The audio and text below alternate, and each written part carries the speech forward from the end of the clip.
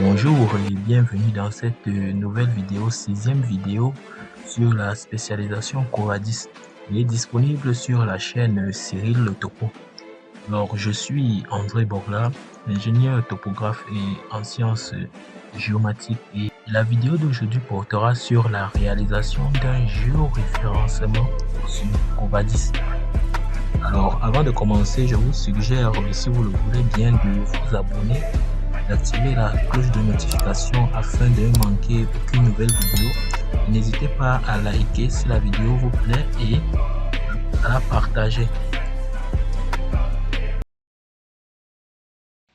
Alors, ce qu'il faut savoir, c'est que le géoréférencement est cette opération-là qui consiste à affecter une position bien précise à une entité géographique, notamment des rasters.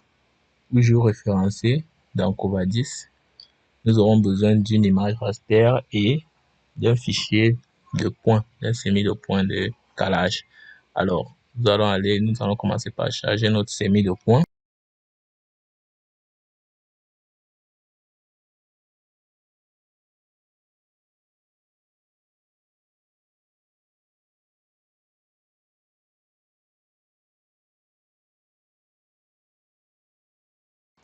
Ici, articule 1, X2, 3, ignorer.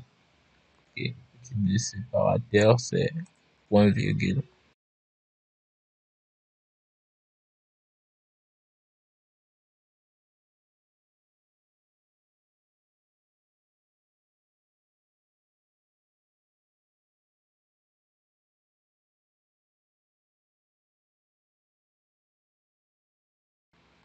Voilà, maintenant que nous avons chargé nos points, il suffit d'insérer le raster. Nous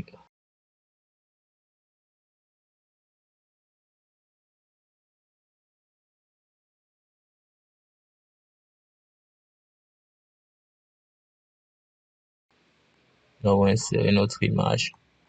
Il est préférable de l'insérer le plus proche possible de nos points de calage pour éviter de perdre le dessin. Alors, là, nous avons nos marqueurs là, ici, et un marqueur là.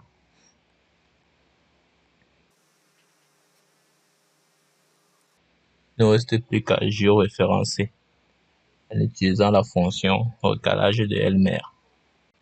Une fois que cette fenêtre s'ouvre, nous avons le menu pour la saisie des points. Ici, ça nous permet de sélectionner les points directement, les points de calage et les coordonnées vraies. Ici, avec cette fonction-ci, on peut sélectionner d'abord les points de calage et ensuite on associera aux coordonnées vraies. Donc là, on va utiliser la formule 2 en 1. Point de calage numéro 1, nous allons mettre sur cette croix-ci. Coordonnées vraies du point 1, c'est ceci. Digitaliser point de calage numéro 2. Nous revenons sur notre raster. Coordonnées vraies du point numéro 2. Nous venons là et nous sélectionnons.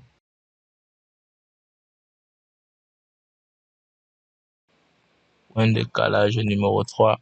À noter que pour un géoréférencement, on a besoin d'un minimum de 2 points. Donc, vous avez besoin de 2 points minimum pour effectuer un calage. Mais l'idéal, les conditions optimales, vous pouvez aller jusqu'à 4. Mais notez que avec 2 points déjà, on peut avoir un géoréférencement acceptable.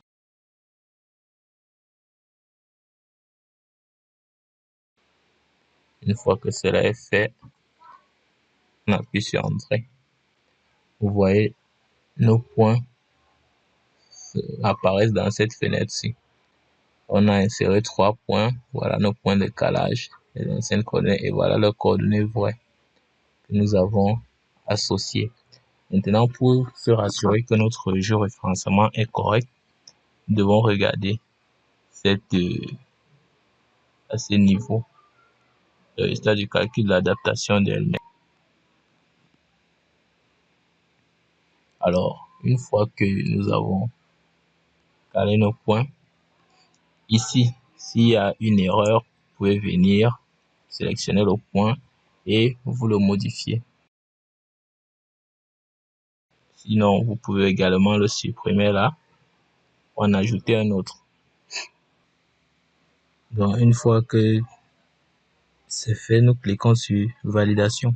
Vous voyez que les coefficients sont remplis dans le champ du calcul d'adaptation de Elmer. Ici, la valeur d'échelle est à 0,85. À noter que plus ce facteur est proche de 1, moins l'image a subi des déformations. Ça veut dire que lorsque vous faites votre décalage de Elmer, vous devez vous assurer que la valeur de A soit le plus proche de 1 possible. Donc, vous voyez là, 0,85, cela est acceptable. L'image a notamment subi une rotation. On a vu que les 3 points de décalage et les points vrais étaient un peu rotés. Donc, c'est tout à fait normal qu'il y ait une rotation. Alors, une fois que cela est fait, nous cliquons sur validation. Nous sélectionnons les objets. Objet qui a subi et nous cliquons sur entrée.